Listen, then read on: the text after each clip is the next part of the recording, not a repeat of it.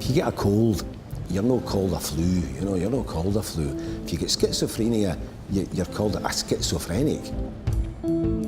If I wasn't there, there would need to be somebody coming in to remind them to take their medication, to get washed, to get dressed, to remember to eat. I'm a granny, that's my duty. When she's in this kind of problem, and I feel like somebody taking my heart away. We are here too, the families. We are part of it. My husband was going to take his life with a razor blade, and I had to then act very quickly. Overnight, I became a carer. When taking care of my relative absorbed the 24 hours in the day, that's when I realised I was a carer. Wherever she go, I'm there. Wherever I go, she's with me. I started caring when I was 16. That's been 20 years. I looked after my brother and I still look after my mum. I never ever classed myself as a carer. It was just my role that I had to do.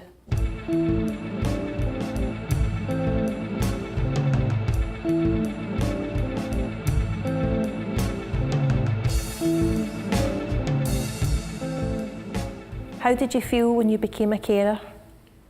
In the beginning, I found everything very confusing. It was very difficult, very hard to understand. If you went to professionals, doctors, they were using words that you'd never heard before. Diagnosis can take a long time. It can take, maybe 6 months, 2 years before the person who is ill is diagnosed. I think we should have some form of support before diagnosis. I can't understand why the medical profession leave it until there's a crisis within a family before they intervene. If it's a physical illness, a person wouldn't be left to bleed until they've only got a pint of blood left in them.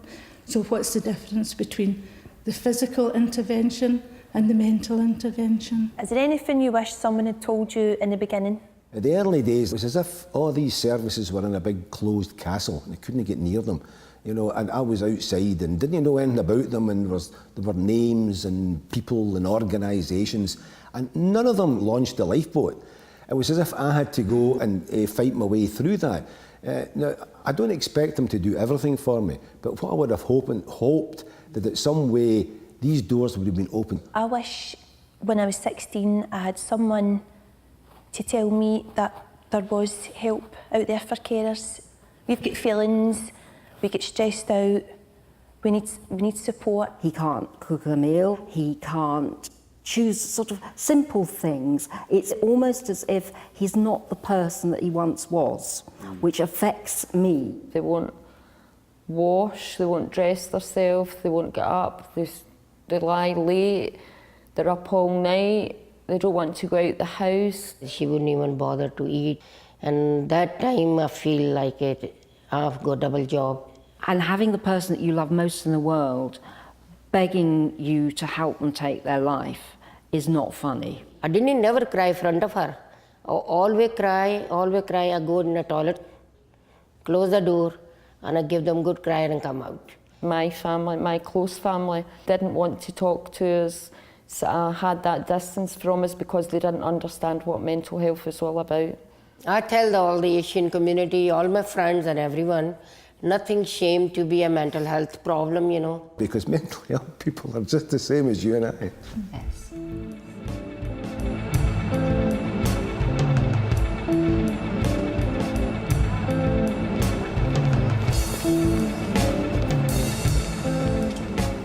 If you don't get that knowledge and support and shoulders to cry on, because mental illness, people don't know what causes it, and that makes it worse. Everything that I read on paper, all the information that was given to me sounded wonderful, but the reality was miles apart, night and day. I felt very disillusioned, very isolated, on my own with no support whatsoever at a very crucial time And I kept asking, who's the person on the other end of the phone? Who's the person I'm going to be able to say, I think I've got a problem here, can you help? Oh no, I'll be all right. And I said, it's not going to be all right. I want somebody on the phone, because you're all going to go away, we are going to go back, and we're going to live as a family, and it's going to be 24/7. Because I've got all sorts of nonsensical ideas about mental illness. I don't know what my relative is going to do. I'm concerned, I'm worried, I'm fearful. But oh no, nobody wanted to know about that. So we would waltz out having felt embarrassed, patronised, used. What would have made it better is this, if we had been involved generally as a family. Whatever carers say, they should listen to the carer, because carers are problem in 24/7. They watching everything, nobody else. You don't have to breach confidentiality. Don't want to know about my relative's condition as such. I don't really want, I want to know about how to do the right thing. When my son eventually was taken into hospital and given the treatment that he sorely needed, and the doctor at that particular time kept me well informed, and I felt included, but were very helpful. My message would be to the professionals dealing with mentally ill people, could just step back for a few minutes and put themselves in the carer's shoes. It could be their mother, father, husband, wife, son, daughter. Now, not everyone who has a mental illness and goes through that the system has a family to fall back on. Now, this is a precious resource. Now, these should be nurtured. These are barefoot nurses. We are moving towards perhaps involvement, a more direct involvement, but we're not there yet.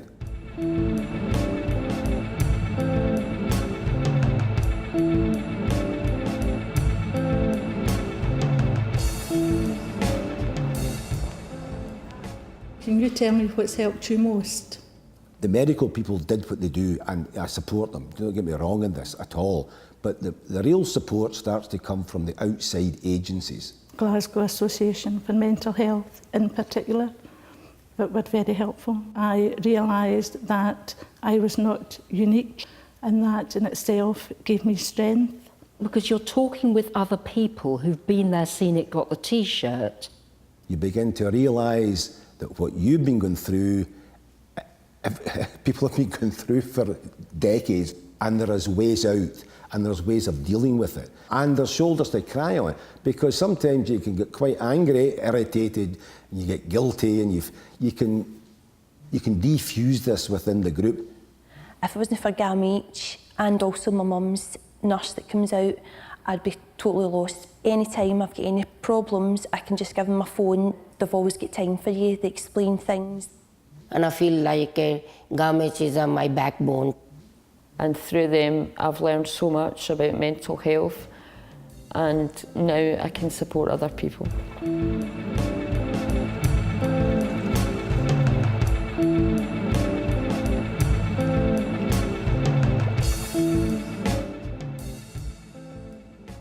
My husband becoming unwell, it stopped me thinking about me all the time, and just really made me a better person. People become carers every day. Is there any advice that you could give them? If you go problem, not to hide.